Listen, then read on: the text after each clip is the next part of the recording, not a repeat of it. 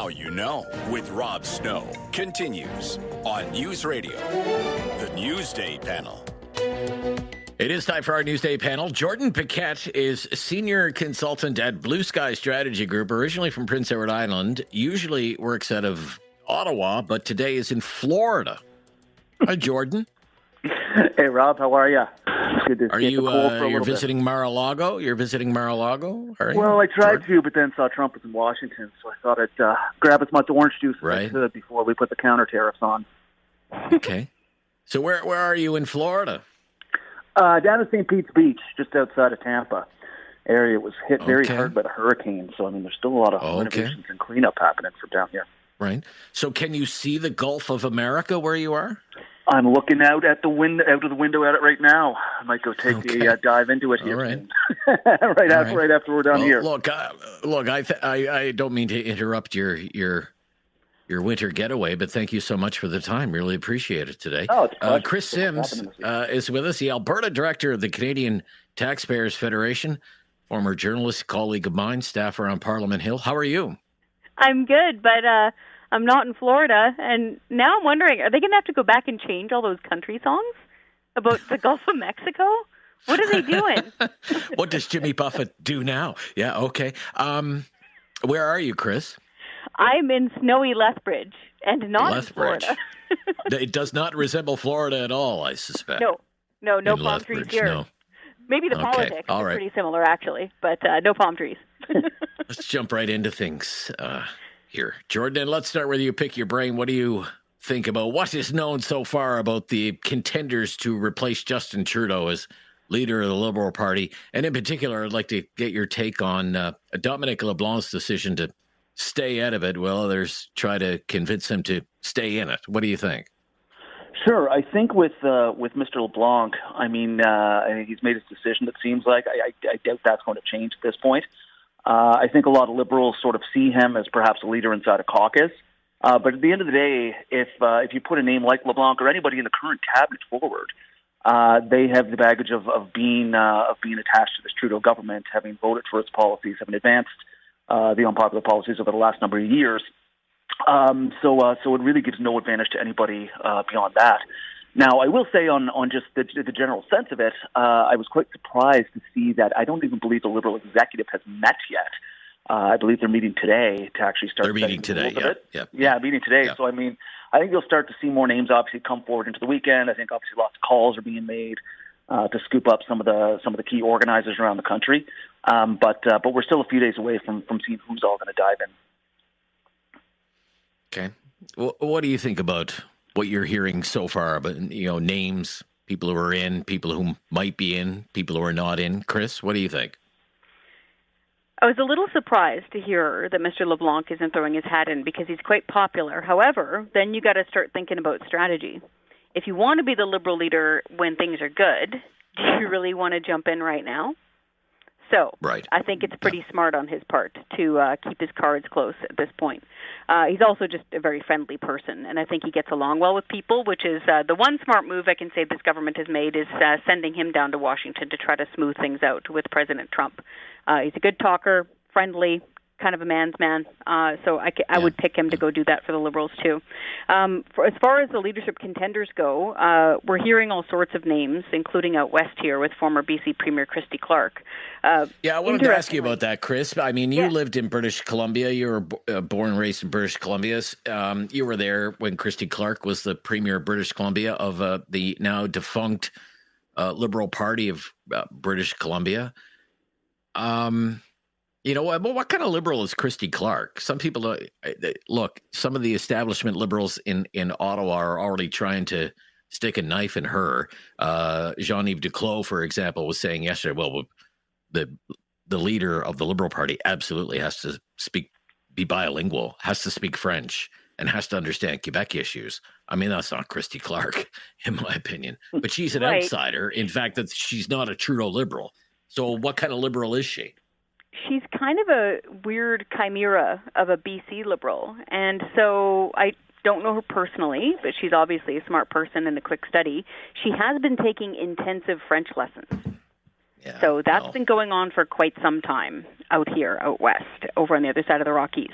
What I find interesting is what she is going to do with Prime Minister Justin Trudeau's key legislation, which is the carbon tax. The carbon tax is set to go up here, Rob, on April 1st. So a week, imagine, you sit in Parliament March 24th, week later you hike everyone's taxes, then you hit the campaign trail. And so she was Premier of BC under her own carbon tax for years, and it was not revenue neutral. Thank you very much. Huge cheerleader for that. So that'll be a really bumpy entry. However, she's a great communicator. So, right. On this idea, Christy Clark's been taking French lessons. Look, take it from me as an Anglo in Quebec, who has been trying to speak French for 40 years. Okay? The older you get, the harder it is to learn a new language. Yeah. And I appreciate the fact that she's trying. Don't get me wrong. But I would ask you, if she found herself in a Tim Hortons in Drummondville or Val-d'Or or Rimouski, could she even order a coffee in French? I don't know. Let alone carry on a conversation with the locals. Okay, it's one thing to say, well, maybe you could pass the civil service exam and say you're bilingual, but are you bicultural? Okay? In fact, I would predict that watching her take part in a leadership debate in French would be torture. And that's not a knock against her political skills. That's just reality. And but the reality of the reality of the politics of the Liberal Party is that to be the leader, you have to be bilingual. And you have to be. So then, are we now excluding everybody basically from out west who doesn't speak French from being a Liberal Party leader anymore? If you have to be bicultural, to your point, Rob, that means that the rest of us are out. Well, a few months of French lessons is not going to be enough for her to, I think, win over them. Win the day and win the leadership. You raised a really strong point there, man. Any thoughts on that, Jordan? Yeah, no, the next leader of the Liberal Party is going to have to be fluently bilingual. It's just there's so much base of support, fundraising, organizing for the Liberals in Quebec that if you can't go and speak directly to them, it'll be tough. Now, previous Conservative leaders have come into office as leader and have really worked on their French, have learned on it, but that's after spending quite a bit of time in Ottawa, doing many tours through Quebec, talking to Quebecers, talking to Quebec media. So, yeah, you can learn it as you go, but in Christy Clark, starting from this point, it's going to be very tough. But let's add another element on Christy Clark, too, who, since she's left office, has been quite ambitious about looking for a political home for herself. Obviously, she's now settled in the Liberals, but it wasn't 2 years ago that she took out a Conservative Party membership for this. To back Jean Charest. To back Jean Charest. Exactly. And was speaking at conservative conferences. So now I'm seeing, her backers are out there saying, "Oh, she's been a federal Liberal her whole life." Well, I mean, they're forgetting those couple of years where she took that out to back Jean Charest and speak at conservative conferences. Right. So I think she's somebody that's been looking to kind of keep her name out there in many ways, but I anticipate she'll fall in the single digits of support once the race gets going. All right.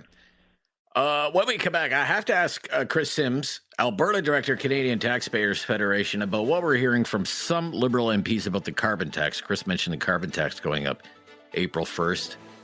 And now that Mr. Trudeau has at least one foot out the door, you're hearing Liberal MPs say things that they would never say before. Like maybe we should axe the tax.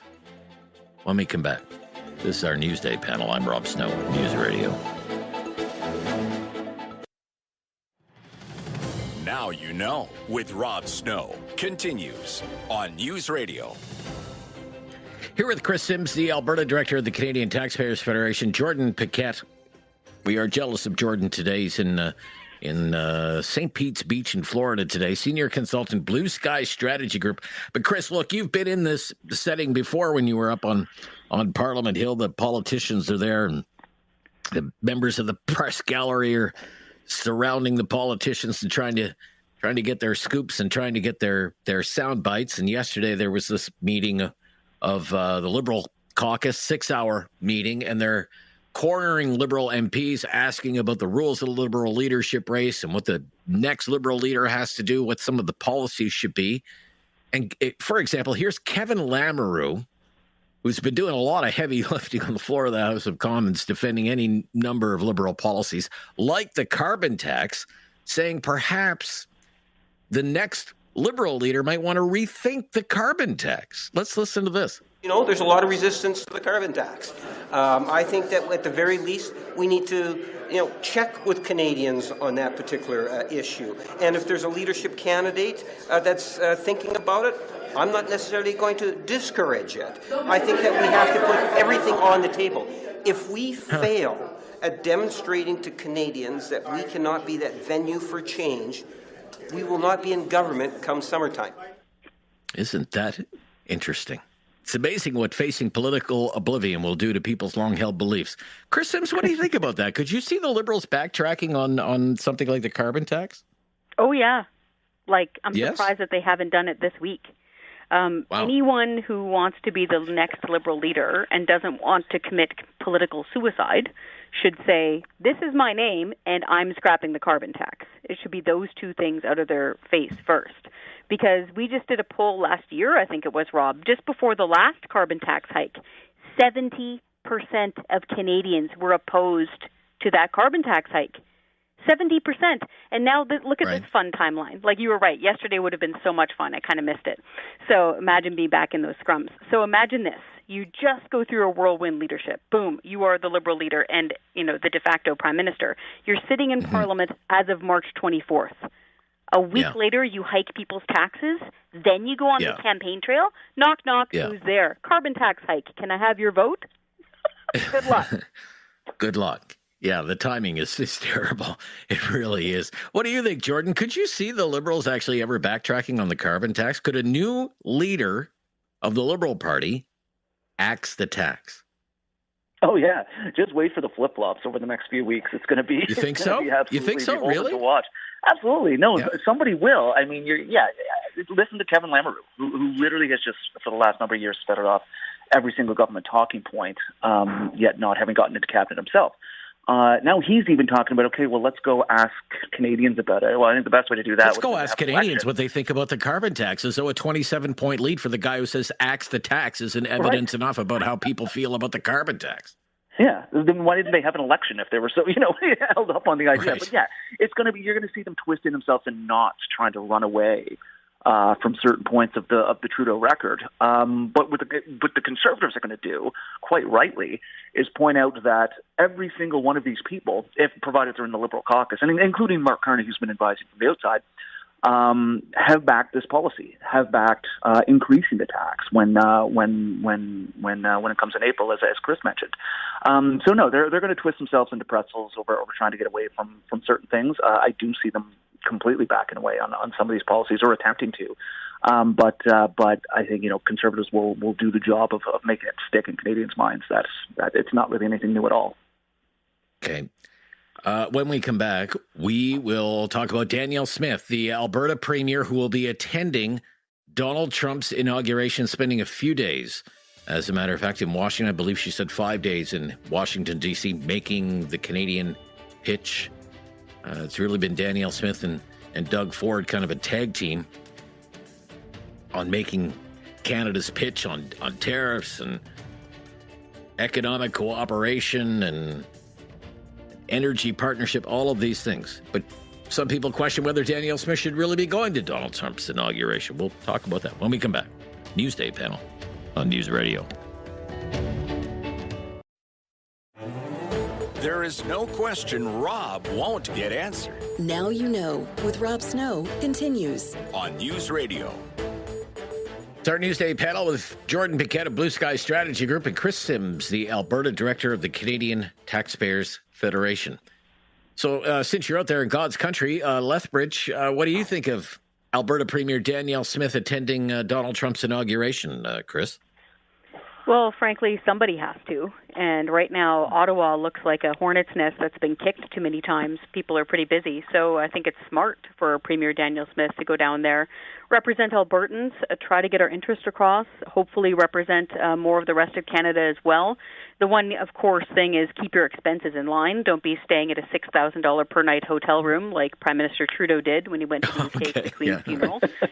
Keep things in line. But frankly, she's doing a lot of the heavy lifting. She's doing a lot of media hits on this and trying to get Trump to come around and ease up on these tariff threats, which are super real. Okay, because Kris Sims and her cohorts, they will be asking for the receipts. Oh, yes, we already sent in FOIs. You got Trudeau in Washington at Carter's funeral right now. I wonder what. But there are some. Piano was played but there last night. but there are some people who think, given what Donald Trump has said about Canada becoming the 51st state and all of this rhetoric about Canada and the Prime Minister is the governor and all of this stuff, using economic force against Canada, that Danielle Smith shouldn't be going there and shouldn't be spending time in Washington. What do you think, Jordan? Yeah, I don't really think boycotting in this particular place does anybody any good. I mean, to Chris's point, somebody has to be present. There's a complete vacuum of leadership in Ottawa right now. You have some of the premiers that are out doing media. I've been down here in Florida watching U.S. News, and Doug Ford's been on more than any government official, kind of make the case. I think had it not been for the wildfires, and he was going to do rounds on CNN last night too. So it's really important that they take these opportunities to get down to Washington anytime they can and really make these cases, because it's going to be that approach from premiers making that common sense case to the Americans that's going to have them back down from some of these threats. Simply boycotting in these cases because they don't like something Donald Trump said isn't going to be the best approach. Okay. When do you think the election is going to be? Yeah, go ahead, Kris. Sorry. At the height of the Cold War, like Reagan met with the Soviets. Like, let's be adults here. Of course, right. Okay. Needs to go. Sure. Of course, yeah. Good point, Kris. Yeah. Good point. Good point. So, when do you think the election is going to be, Kris? When do you think the election will be? I like think it's days after the House gets back, the government's going to fall on a confidence vote. Is that what you think is going to happen? Yeah, I think it's third Tuesday of April. I think it's going to be third Tuesday of April. Okay. Correct. Yep. All right. Jordan? Yeah, I would say the first chance that opposition has to get it done, they will make it happen. I mean, first thing has to come back for throne speech. A couple spending bills so government can fall at any point. So yeah, absolutely, it'll be into late April, early May. Yeah. And you think Singh is serious this time? Jagmeet Singh? You think he's serious this time? Yeah, he will defeat the government. Yeah, his pension by then. Okay. And end of February. Right. So it's less of a wild card at that particular point. Less of a wild card. Okay, interesting. All right. Thanks to the both of you. Well, except for you, Jordan, because you're in Florida and we're jealous of you. Yeah, boo. It's very cold here in Ottawa. I'm going to go live out my inner Jimmy Buffett now. Okay. Remember, sunscreen, my friend. Sunscreen, okay? Do take care. Thank you, Jordan. No, great to hear from you today. Yeah, enjoy your stay down there. Jordan Paquet, St. Pete's Beach, Florida today. Normally joining us from Ottawa and out in Lethbridge. Thank you, Kris Sims. We'll speak soon. Bye-bye. You betcha. Bye, Snowman. In Lethbridge. Talkback is coming up right after the news. Your calls, a hot topic today. Right after the latest breaking news here on News Radio.